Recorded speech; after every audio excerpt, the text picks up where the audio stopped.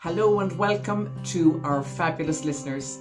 I'm your host, Moira Geary, and this is your Positivity Project. For those of you that don't know me, I'm an author and speaker, and I have a personal development company.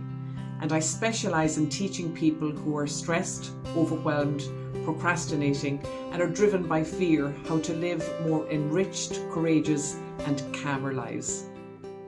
Why do you think so many of us procrastinate? We all have a to-do list, and half the times we say, I'll do that tomorrow, or I'll do it next week. And a lot of the time it doesn't get done at all. Absolutely. And Bibi, it's really quite a complex issue or subject. At the same time, it can be dealt with in, a fairly easy way of dealing with, depending. And as I say, it is complex, so everybody's situation is going to be different. But really, what's happening there in any situation of procrastination is that we're valuing comfort over valuing doing the process of getting to the outcome. You can't blame people for that. I mean, God, no. A bit of comfort's nice. Absolutely. I love comfort. I love it. But the big important thing here is that, when people understand, then they can make a choice or make a decision. Am I going to stay valuing comfort over not doing the thing? Because if people don't understand what's going on, they get irritated with themselves and they feel that they're totally disempowered and they don't know how to overcome it. So I suppose in a simple way and again, procrastination, as I say, is quite complex, but this would be more the simplistic elements of it. And this might just help some people if they look at, this is one way of looking at one part of it. And I know this really helped me.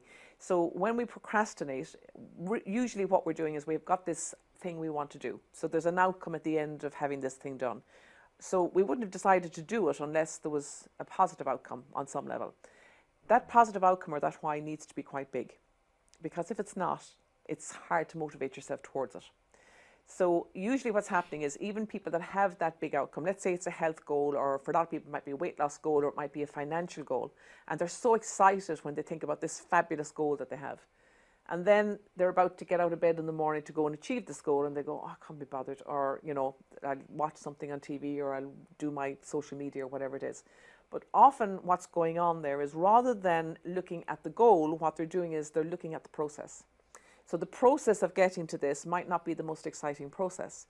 So what people often do is, rather than standing up and looking at what they want to achieve, is they look down and they look at, oh, that means I've got to get out of bed, put my runners on, go to the gym. Oh my God, it's very cold. So they associate themselves into this process that might be uncomfortable. Mm-hmm. So what they will do there is they will value the comfort of not doing that because they haven't looked at the goal for a while.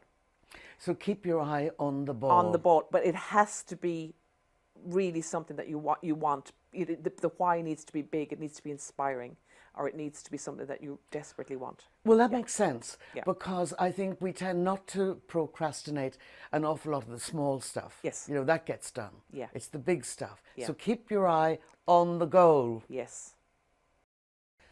You've written a lot, Moira, about the importance of hope in our lives. How do we achieve that? I'd start off by just saying that a lot of people don't like the word hope because they think it's a little bit sort of, not negative, but we shouldn't really be thinking about hope because it should be either do or don't do. However, I just noticed that with a lot of people that haven't got the energy to do, and when you're in that place, and I know I've been there myself, because when I went through all those years of that intense anxiety that I had, I literally found it almost impossible to get up and even function, so take a shower, cook a dinner. So at that time, if somebody had told me that there was hope, or if I could have connected into the energy of hope, I think that my recovery, for want of a better word, or me getting out of where I was, would have been really, really, massively increased. So ways I did it was, I had a little list.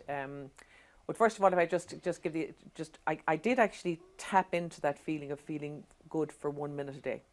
And then 1 minute a day? Where I felt, okay, maybe there's a possibility here.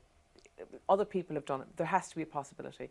And when I used a lot of the things now that I teach, and I utilized some of them, and I started to feel okay for a minute a day, and then I thought, okay, if I can do it for a minute, I can do it for 5. And then if I can do it for 5, I can do it for 10. But when I had the 10 minutes, I was kind of going, okay, the first thing I did was I organized a little list of things that I could do so they would give me a purpose. And I think that's very connected to hope. So purpose and hope, those two to me go very, very close. They're hand in hand. When somebody has a purpose and they actually tick off, and for me it could have been actually, shower, decide what to cook for dinner, or cook whatever for dinner, and tick that I'd done those 4 things. Again, it's a little bit like what the kids get nowadays on the PlayStation games. You get a little dopamine hit, and that's kind of one of the feel-good hormones. And by doing that over time, I kept creating and evolving this feeling of hope for myself. Now, I know that if somebody is very functional and they're doing really well, they don't like to hear the word hope, because they kind of think that's kind of a little bit, it's I won't say a sad word or a weak word, but they wouldn't really consider it as something that would be part of their makeup or the way they would function. But for some people, it is very important, and I just think that like even just acknowledging it and talking about it and suggesting that it's something that people could focus on. I think with the clients that I've worked with, I know it's worked very well. So that's why I like to talk about it. And the mantra that I use for that situation is, "This too shall pass." Yes. And we forget about that when we're down in the dumps. But invariably, it does. Absolutely, yeah.